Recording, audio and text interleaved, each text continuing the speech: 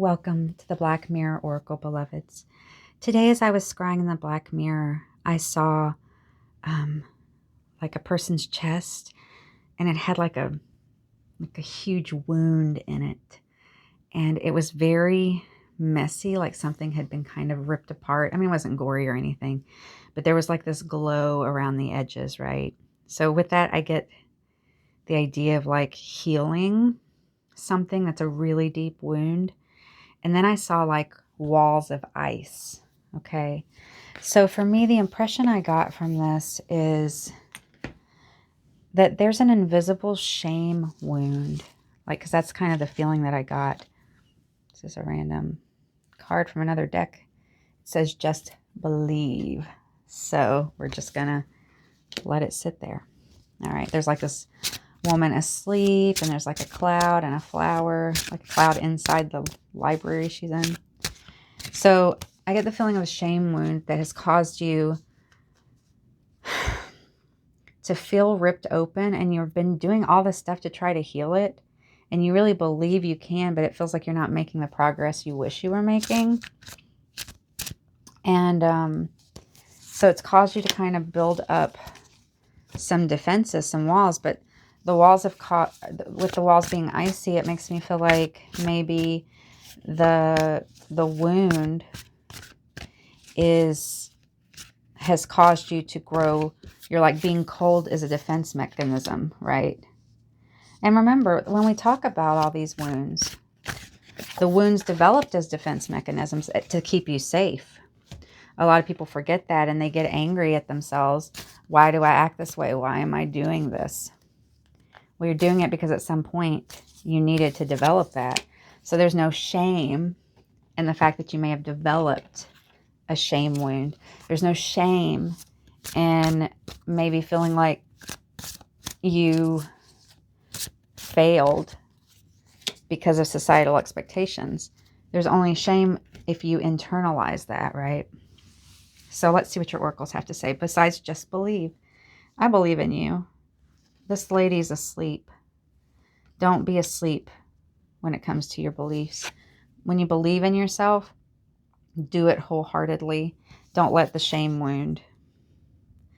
Learn from the bees. This is so interesting because I feel like on last week's there was a bee goddess card. What do we learn from bees? Well, it's really interesting because I used to be a beekeeper, and like there's the queen, and then she lays all the eggs. So she's the mother, the queen bee. You want to be the queen bee in your life. Learn from the bees. But what's fascinating about bees is this idea of every bee just kind of, I mean, with hive mind, right? Every bee kind of knows what they're supposed to do. There are the bees that take care of the dead bees. There's the bees that go and get pollen and food. There's the nurse bees that take care of the babies. And they all just kind of know what to do, what they're assigned to do. So I get two messages from this in regards to your shame wound. Number one, how much of your shame wound is just cultural conditioning or life conditioning? Is what you're ashamed of really what you're ashamed of? Or is it something you've been told to be ashamed of? I use the example of a kid playing in mud, an inherently neutral activity, right? But now they're ashamed of this fun thing that they enjoyed.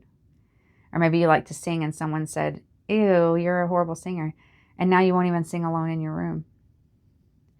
So learn from the bees. Don't fall into hive mind that way. But do trust your intuition because, like I said, each of the different bee jobs, the bees know what they're supposed to do. So if you can quiet the buzzing in your head, then maybe you'll be able to hear your intuition about things and start believing again. Okay, for your shadow cards, you have this big old giant eating a town. And you have, this isn't actually interesting because we all know shadow contains good things and bad things. This ladybug that looks like kind of like a hideout. It looks really fun and silly. So with this, it makes me feel like your shame was around a powerful authority figure, maybe a parent or a teacher or something, or even like maybe a bully at school that made something that was beautiful and that you treasured feel nasty, feel disgusting, feel gross, to where you didn't even want to do it anymore. Ooh, and that builds up such a wall, not just, it builds up a wall in general, but it'll build up a wall around that thing that was special to you. And as you know, if you've been on this channel a while, like shadow work is all about breaking through these psychological things, finding out why you have them and dismantling it, right? So that you can sing again or play in the mud again or have fun again. Sweetness, set clear boundaries. Look at that. It's a strawberry. Sweetness. Sweetness toward yourself. Tasting the sweetness of life again. Letting go of the shame so that you can taste the sweetness of life again. Reflecting on if the shame is yours or if it belongs to someone else. For example,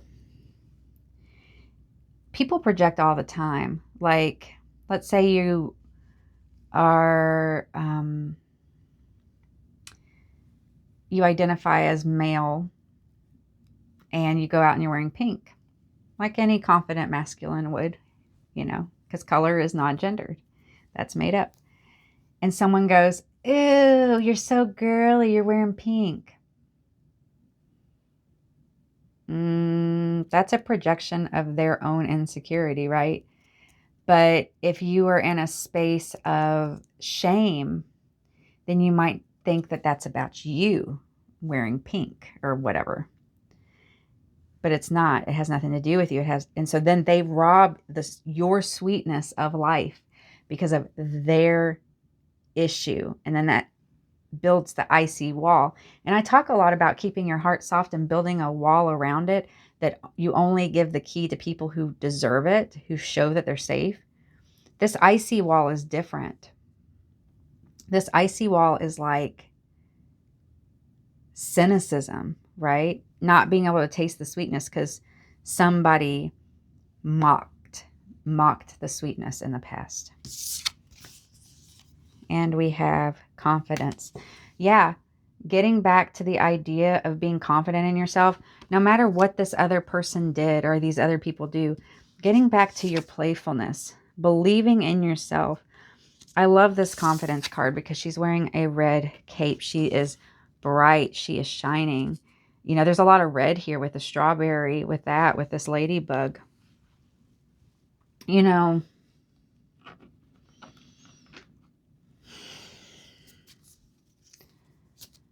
having confidence can be very hard. It comes from doing the inner work, but a lot of it is dressing confidently and acting confidently. Because remember, what you think you become. If you want to be more confident, even if you feel like you're masking for a little bit, but you know mentally that this is who you are, it's just that your nervous system or your emotions haven't caught up yet. You know, you can know something mentally, but your subconscious has not been rewired yet, right? Also remember that, like, the most vulnerable time for your subconscious is right before you go to bed, when you're really tired. So be very mindful of what you're exposing to who or what you're exposing your mind to in those vulnerable moments, right? You know, right when you wake up, right before you go. So if you're really tired, if you had a stressful day, because your mind is basically a playground for programming, for conditioning at that moment. So use that to your advantage. Do not expose yourself to things that are going to make you feel worse. Rather, take that time to tell yourself who you want to be, who you truly are, right? Focus on that. For Memento Mori, says carry hope. So we got just believe and carry hope. So some of this you're just going to have to get through via, you know, you're going to be using your willpower. All right. And so you're going to have to take a leap of faith, very full card style, right? Knowing that the work is being done, even when you don't see it, because the Fool is unmanifest. Okay, here's a person. There's a bird cage. They almost look like they're dressed like a monk, and they're walking out through a bright door. Yeah, you're leaving all this. You're believing in this. There's a lot of movement here. Like, I'm not going to let my life be dictated by what happened before, what other people told me I should be, what I should do. You're ready to melt that icy heart with this person stepping into the sunlight from this dark bird cage. You're ready to taste the sweetness of this life and have fun again with this sweetness and this fun little ladybug hideout. All right, so now we're going to do your channeled tarot reading. And this wound that I saw in the mirror, it's funny when I do these, I can feel in my body where whatever the images are. So like if someone's having trouble with speaking, I feel it in my throat. I feel this so deeply here, like, and I feel like that you can feel it too. You're like, ow. It's like not quite in the heart and not quite in the solar plexus, but kind of in that area, like someone's punched a hole through, right?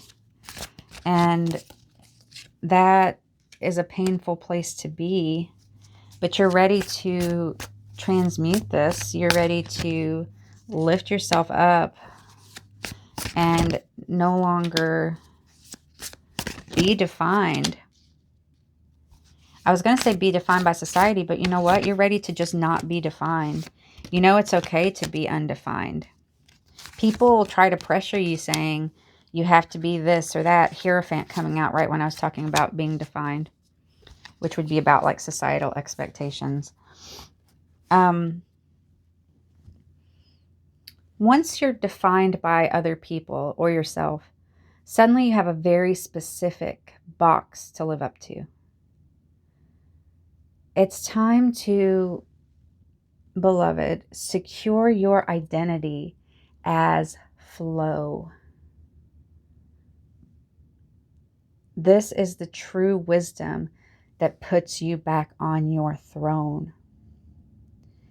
And when you're not sure, when you're feeling, by the way, there's Emperor and Empress energy here. So there's the balance there with High Priestess coming out as well, and the Moon. Whew, Hierophant and Justice. So you want to take a lot of quiet time so that you can hear your intuitive voice. And part of that comes down to not defining yourself. Because when you define yourself very specifically, like, oh, I'm this specific thing, you can't outgrow it. Because if you outgrow it, you've lost your identity.